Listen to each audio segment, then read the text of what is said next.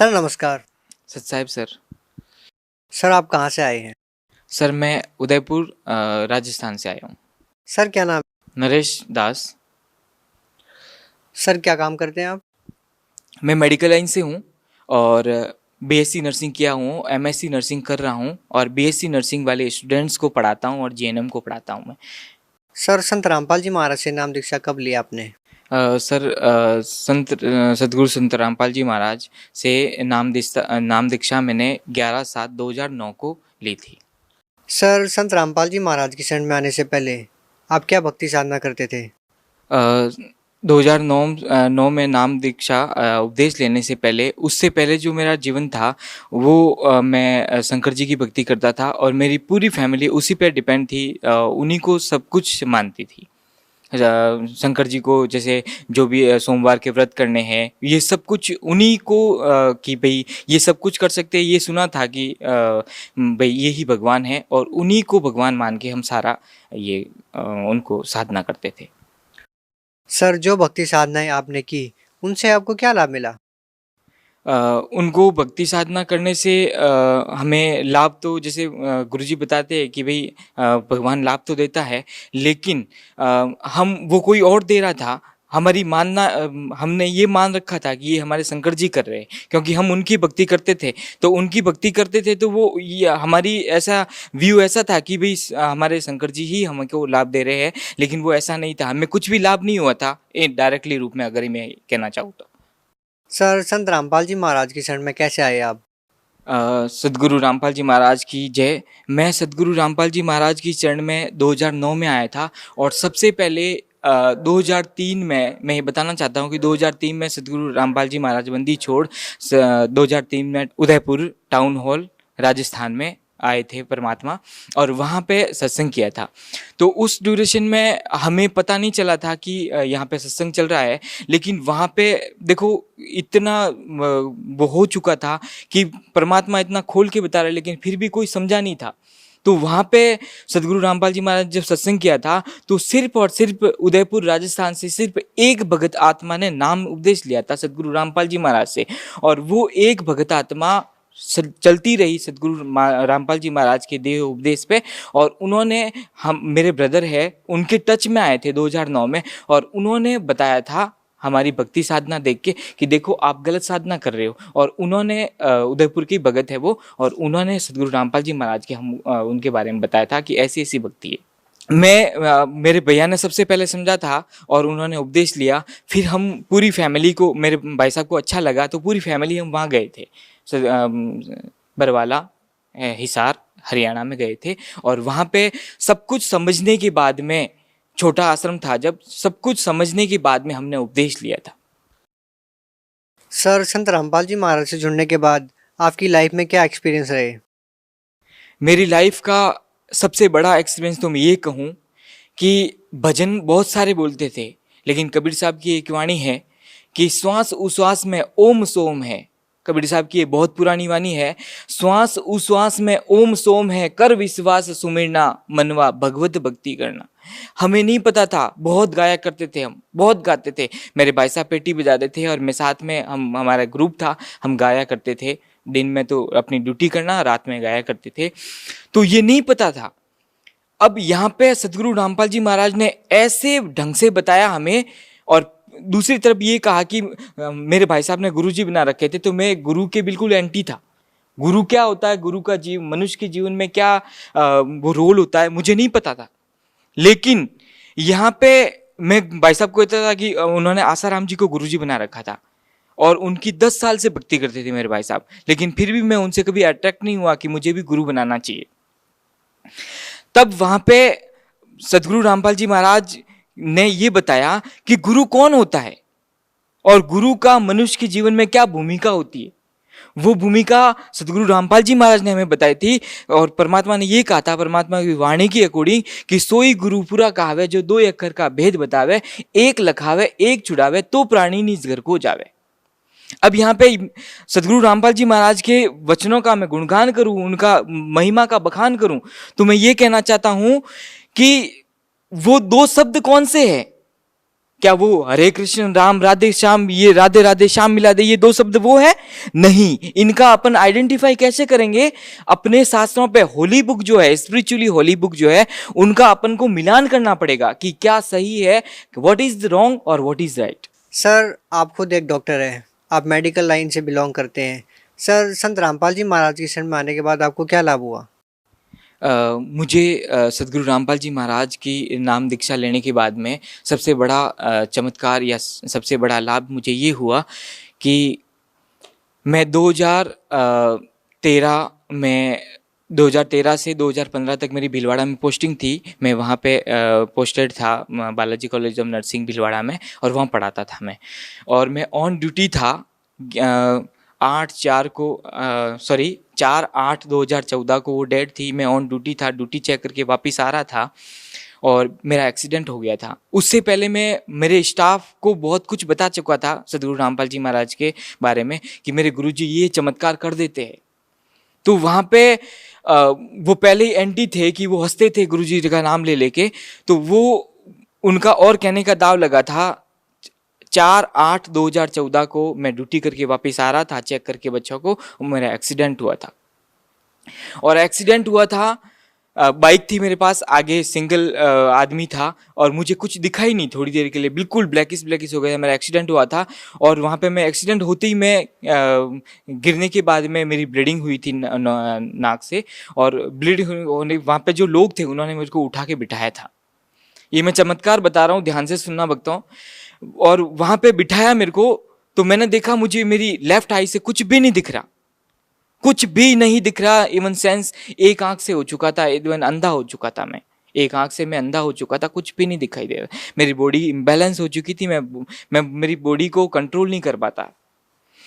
अब यहाँ पे और मैंने मेरे जैसे जैसे स्टाफ को फ़ोन किया, एक आंख पे हाथ लगा के, ब्लीडिंग हो रही थी, उन्होंने मुझे बिठाया और सर में पानी डाला और स्टाफ को फ़ोन किया। स्टाफ आया सारा भाग के और हम मुझे हॉस्पिटल लेके गए थे। और हॉस्पिटल मैं 3 दिन एडमिट रहा था हॉस्पिटल में, और वहाँ पे सारी इन्वेस्टिगेशन कराई थी मैंने। मेरी आँख में इंजेक्शन भी लगे थे और आँख में इंजेक्शन लगने के बाद भी उन पर कोई असर नहीं था, आँख जैसी थी वैसे की थी। इसमें स्क्रीन था, स्क्रीन इन द सेंस आँख टेढ़ी होना, फर्स्ट प्रॉब्लम ये थी। दूसरी प्रॉब्लम ये थी, आँख का डिप्लोपिया था। Diplopia in sense double vision होता है, 2 चीज़ें दिखती है, आपकी जो नज़रें है वो एक जगह देख नहीं पाती, और तीसरी चीज़ कुछ भी नहीं दिखता भी नहीं था। ये 3 चीज़ें अराइज हो चुकी थी। दूसरे बता देते कि तेरी आँख टेढ़ी दिखती है।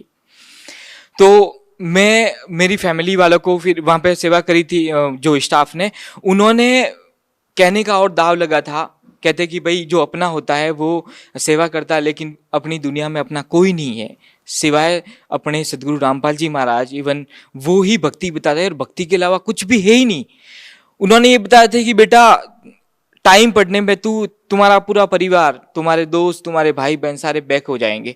सर आपके कहने का मतलब है कि आपके स्टाफ द्वारा आपको टॉर्चर किया जा रहा था? किया जाता था टॉर्चर इन द सेंस कि वो कहते थे कि भाई आप तो बताते थे, आपको इतनी महिमा का बखान करते थे कि आपके गुरुजी ये करते थे, तो ये आपके कैसे हो गया?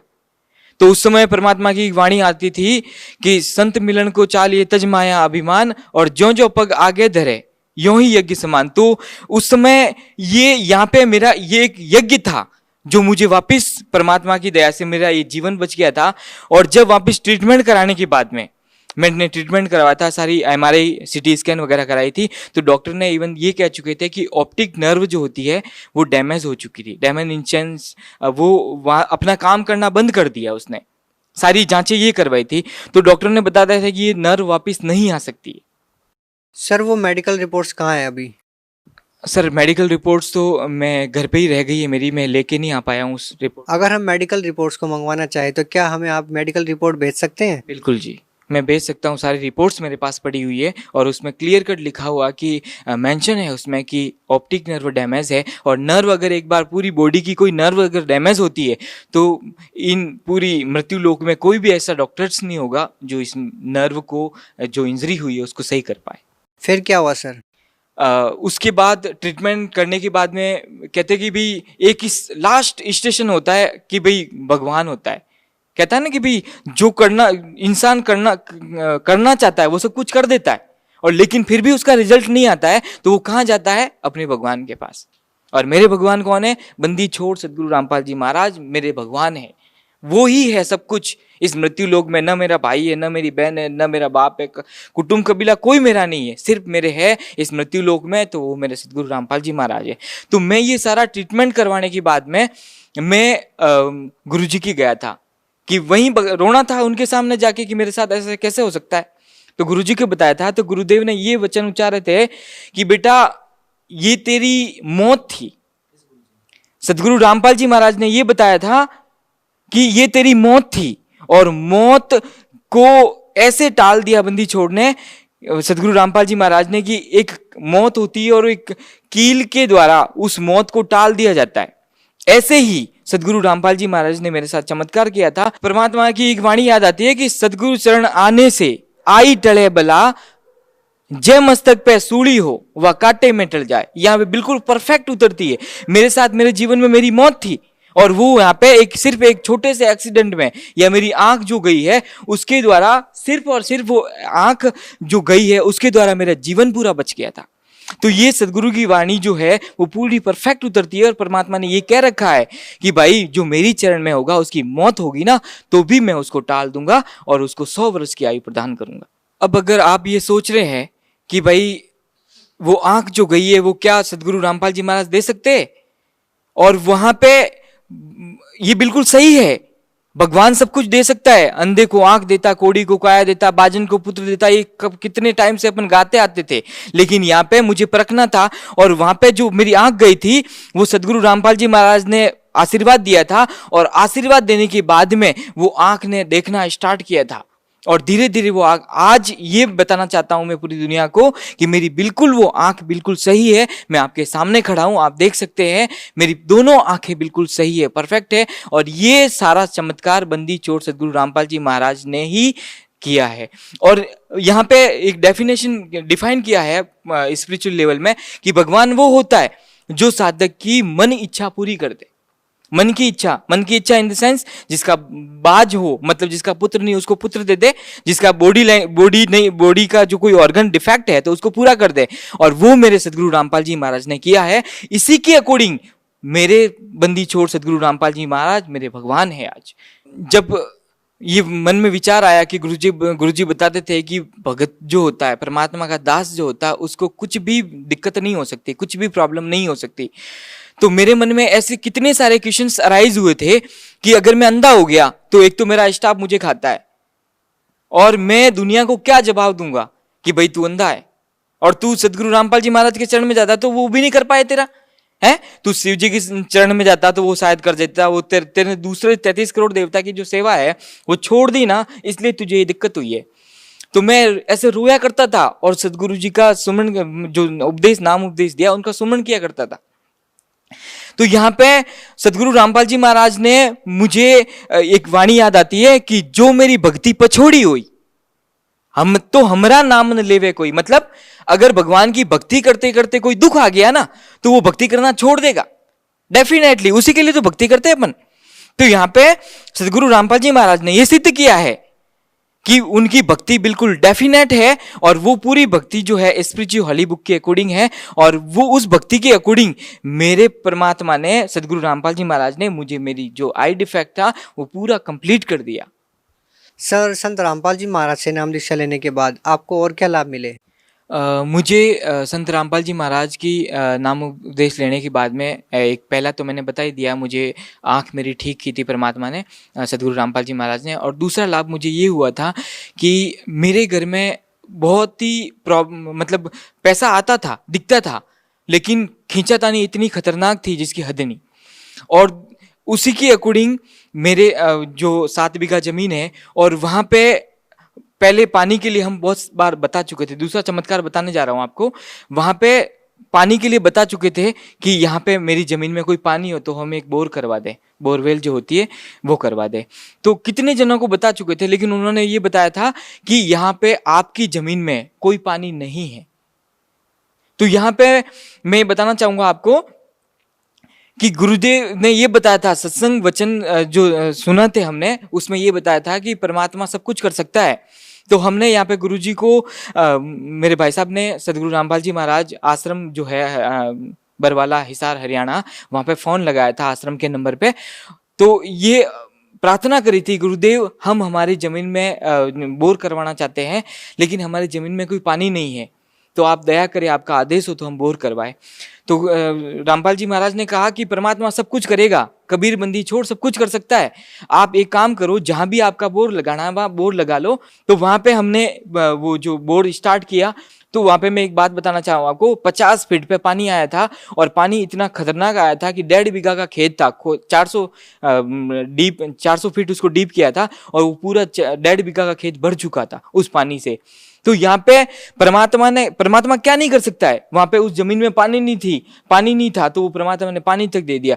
और वो पानी जो है वो 7 बीघा जमीन आज पी रही है। उससे पहले वो बंजर जमीन थी, और उसमें जो 12 मास में 3 फसल जो अपन जितना भी उगा सकते वो सब कुछ उग रहा है। और आज परमात्मा की दया से उसी खेती में जो बंजर पड़ी थी, और उसमें आज अन्न धन का भंडार है, और उस बोर से आधा गांव पानी पीता है। आधा गांव जब मर्जी आएगा तो वो चला के लेके जाएगा, और उसको कोई वो नहीं है कि बाउंडेशन नहीं है कि नहीं भाई हमारा बोर है आप कैसे चला रहे हो, क्योंकि ये तो मालिक का दिया हुआ है। जबकि हम दूसरों के घर पे जाते थे इस बोर से पहले पानी लेने के लिए, पीने का पानी तक मना कर देते थे कि आप हमारे घर पे पानी नहीं लेने आ सकते, हमारा लाइट जाती है, मेरे पानी खत्म हो गया। आपको ये बताना चाहता हूँ कि वो बोर करने के बाद में ना परमात्मा ने इतना पानी दिया कि वो आस पड़ोस के जो बोर थे वो सूख गए, और वो हमारे घर पे नीचा गर्दन करके पानी लेने के लिए आते। ये परमात्मा का चमत्कार नहीं तो और क्या कह सकते हैं इसको अपन। सर अब जबकि सतलोक आश्रम बरवाला बंद है, संत रामपाल जी महाराज के समर्थकों का उनके प्रति विश्वास और भी बढ़ता जा रहा है, सर क्या कारण है? आस्था जो है साधक की, अगर परमात्मा ने जो बुक की अकॉर्डिंग दिया है नॉलेज, वो हीरा जो होता है ना, हीरा उसको परखा जाता है, और हीरे को अगर हीरे के ऊपर कोई कूड़ा करकट डाल भी देना तो वो हीरे का मूल्य कभी चेंज हो ही नहीं सकता। ऐसे ही परमात्मा सतगुरु रामपाल जी महाराज हमारे लिए सब कुछ है, वो हीरा है। इन दुष्टों ने, इन पापियों ने जो परमात्मा सतगुरु रामपाल जी महाराज पे कीचड़ उछाला है, किसने? आर्य समाजी ने।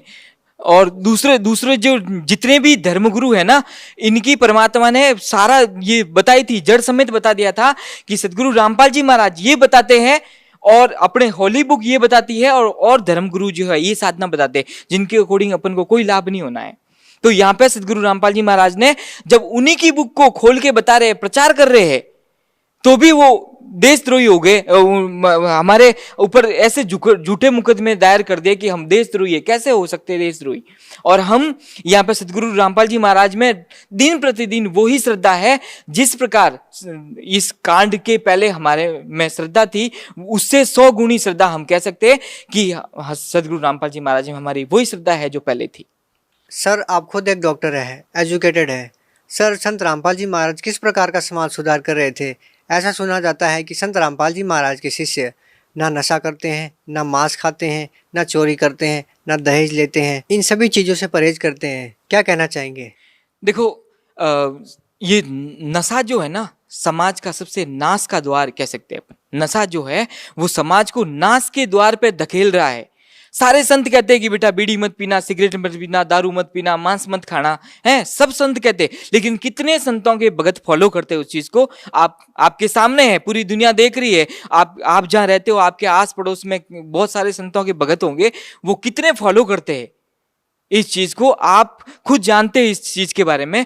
और यहाँ पे सदगुरु रामपाल जी महाराज की जो भगत है, परमात्मा कहते हैं बेटा दारू नहीं पीना है, शराब नहीं पीना है, बीड़ी सिगरेट हुक्का वगैरह चिलम सिगरेट कुछ भी नहीं पीना है।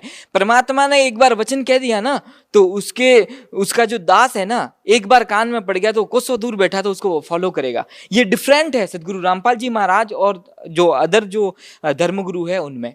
और यहाँ पे सदगुरु रामपाल जी महाराज के जो वचन उच्चार दिया उसको फॉलो करके समाज इतना सुधर चुका है ना।